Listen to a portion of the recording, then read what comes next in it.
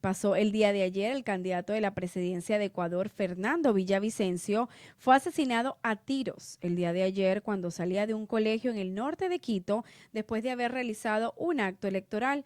El presidente Guillermo Lasso confirmó en su cuenta en las redes sociales que el ataque a Villavicencio había sido definitivamente algo desafortunado, que lo tenía consternado, y dijo que el crimen organizado ha llegado muy lejos, pero les va a caer todo el peso de la ley, y prometió que no habrá ningún tipo de impunidad. El aspirante de 59 años por el partido Movimiento, pues construye, era una pues de las voces críticas más fuertes en contra de la corrupción, especialmente durante el gobierno del expresidente Rafael Correa en el periodo 2007-2017. Él presentó denuncias personales entre la justicia y muchos cargos también de altos integrantes fueron denunciados ante la justicia. Él estaba casado y tenía 5 hijos, según las encuestas electorales en las que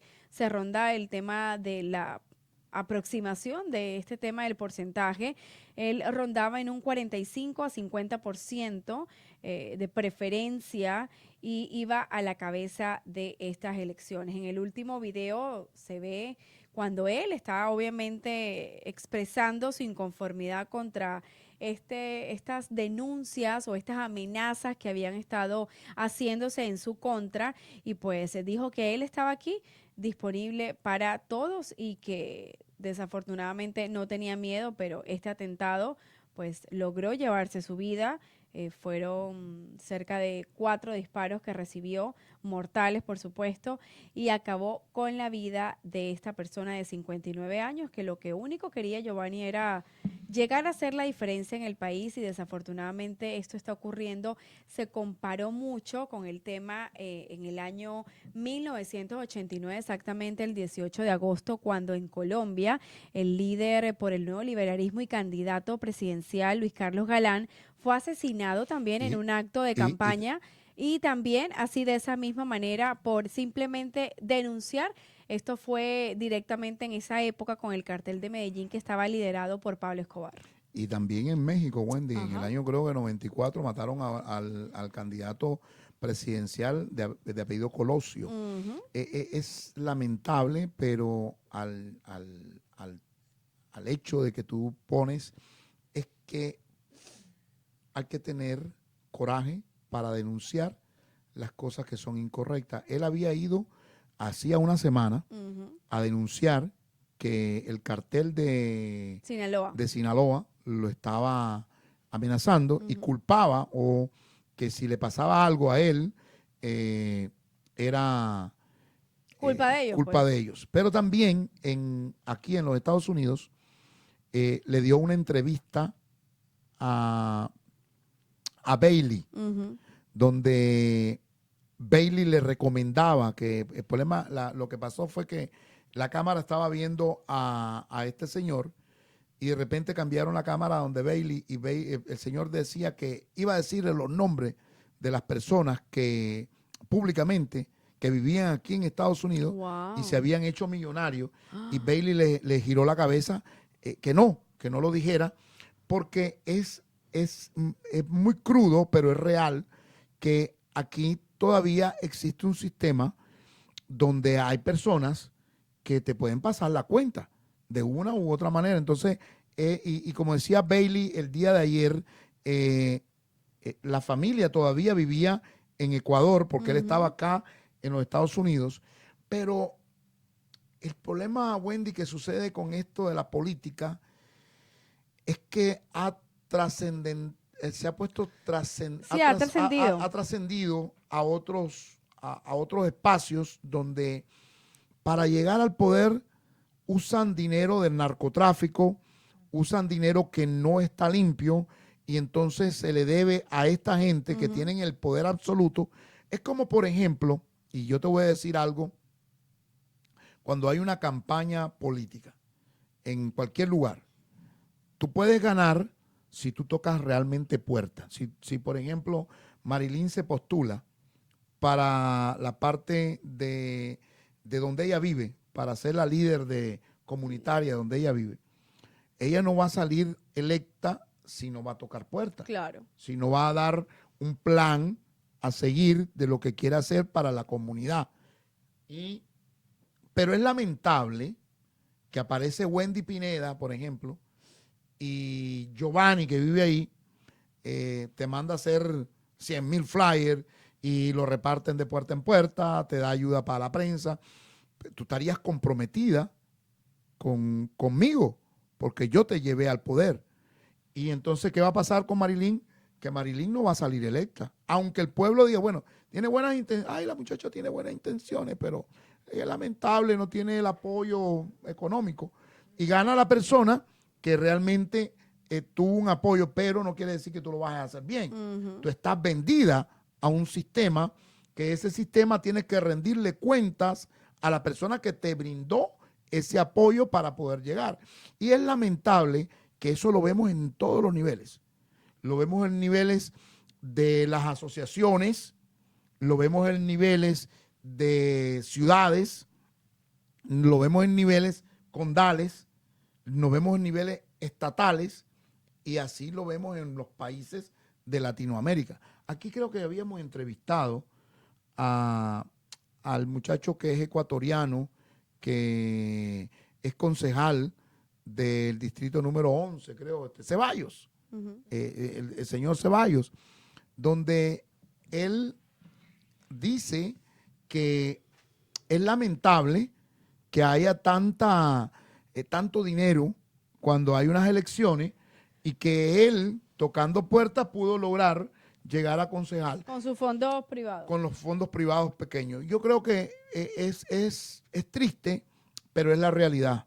Y entonces ahí vemos donde las personas también, y vamos a regresarnos a los Estados Unidos, donde no hay ética, donde una persona, mira, en los años 2008, el tipo de liderazgo en el 2004, en el 2002, yo recuerdo que aquí en los Estados Unidos hubo unas elecciones donde fueron extremadamente polémicas, pero buenas. Y fue la presidencial.